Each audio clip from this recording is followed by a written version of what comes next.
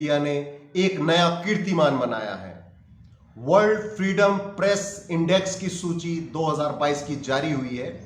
उसमें भारत का स्थान 180 देशों की सूची में 150वें स्थान पर हमारे देश में आ चुका है।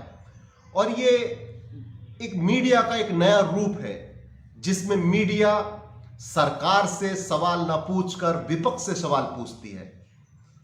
पूरे देश में सबसे ज्यादा बेरोजगारी दर हरियाणा में है, जो बीजेपी शासित राज्य है। 34.5% महंगाई दर है, लेकिन हमारी देश की मीडिया उनसे सवाल नहीं पूछती। देश में जो सबसे महंगी थोक महंगाई दर 14.5% है, लेकिन मीडिया सवाल विपक्ष से पूछती है। जितने भी देश के मुद्दे हैं उस पर मीडिया मौन धारण कर लेती है और सरकार का गुणगान करती है। तो इसलिए एक भारतीय होने के नाते मैं मीडिया को बहुत बधाई देना चाहूंगा कि वो वर्ल्ड फ्रीडम प्रेस इंडेक्स में 150वें स्थान पर आ गए हैं। और ये कोई अच्छी खबर नहीं है। लोग भारत जैसे महान लोकतंत्र के लिए बहुत दुखद घटना है और बहुत ही शर्मसार करने वाला आंकड़ा है। देश में अनेकों मुद्दे चल रहे हैं। आज सबसे बड़ा जो मुद्दा है देश का, वो है कोयले की कमी से 14 से ज्यादा राज्यों में बिजली की कमी होना, बिजली का कम उत्पादन होना।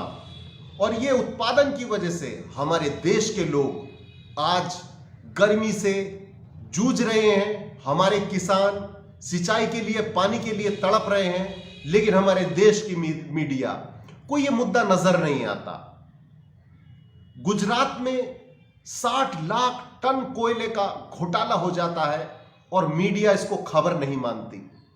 हमारे देश में जो कोयले का स्टॉक है वो 66 मिलियन टन होना चाहिए, लेकिन आज मौजूदा स्थिति ऐसी है कि हमारे देश में केवल 21 मिलियन टन कोयला है। 165 से ज्यादा हमारे थर्मल प्लांट है जहां पर बिजली का उत्पादन होता है, उसमें से केवल 100 के आसपास काम कर रहे हैं और उसमें भी कोयले की जो कमी है वो इतनी ज्यादा है।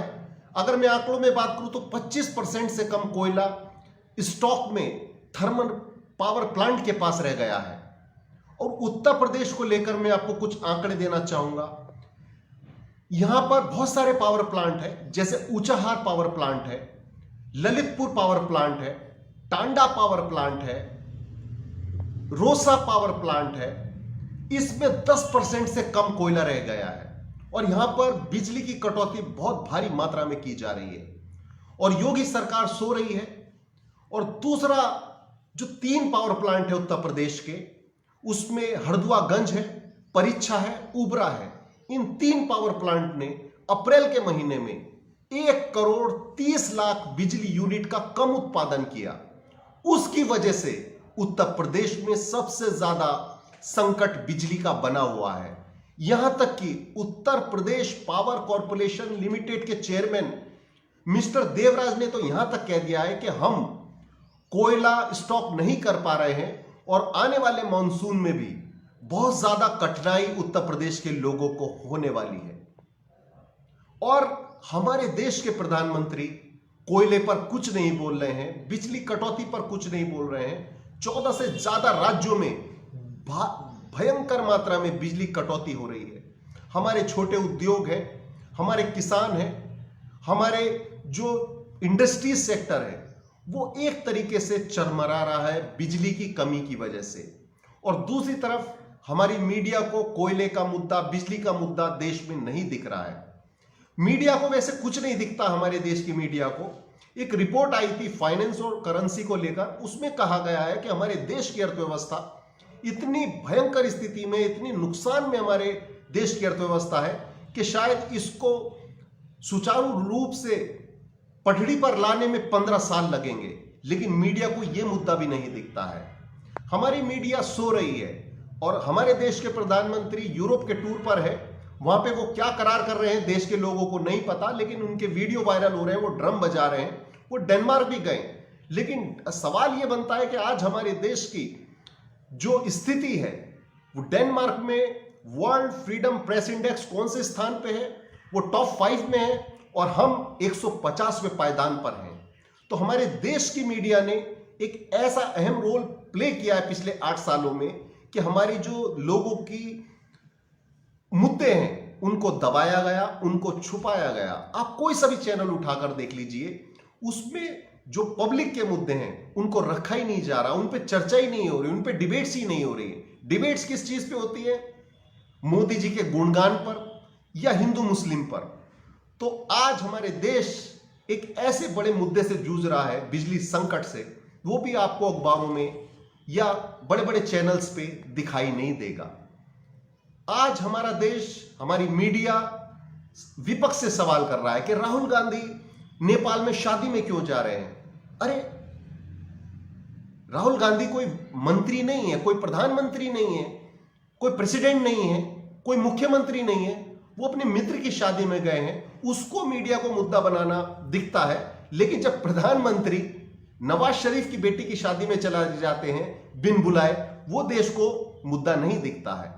तो आज सबसे बड़ा मुद्दा जो है वो बिजली संकट है और वो इतना भयंकर रूप ले चुका है कि 14 राज्यों में बहुत भारी पैमाने पर बिजली काटी जा रही है, लोगों को परेशान किया जा रहा है। और इस मुद्दे को भी कांग्रेस के पूर्व अध्यक्ष राहुल गांधी ने ही उठाया था कि मोदी सरकार कोयले की कमी को किसको जिम्मेदार ठहराएगी?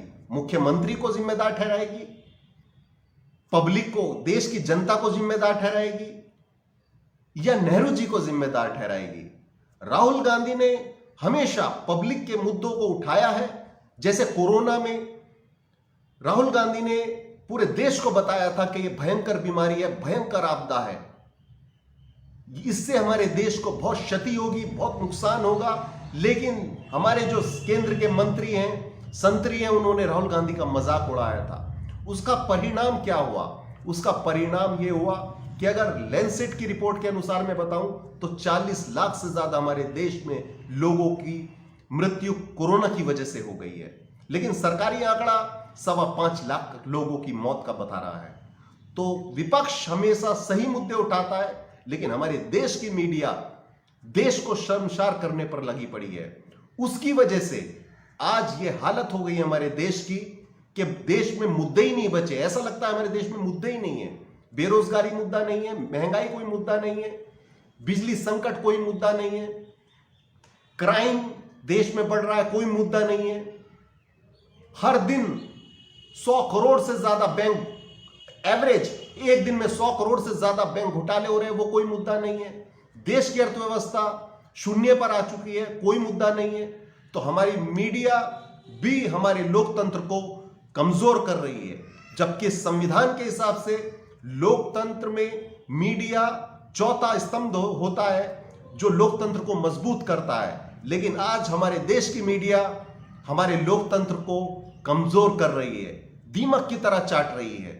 जब तक ऐसा होता रहेगा हमारे देश में ना विकास होगा, ना हमारे देश के लोगों को कोई राहत मिलेगी।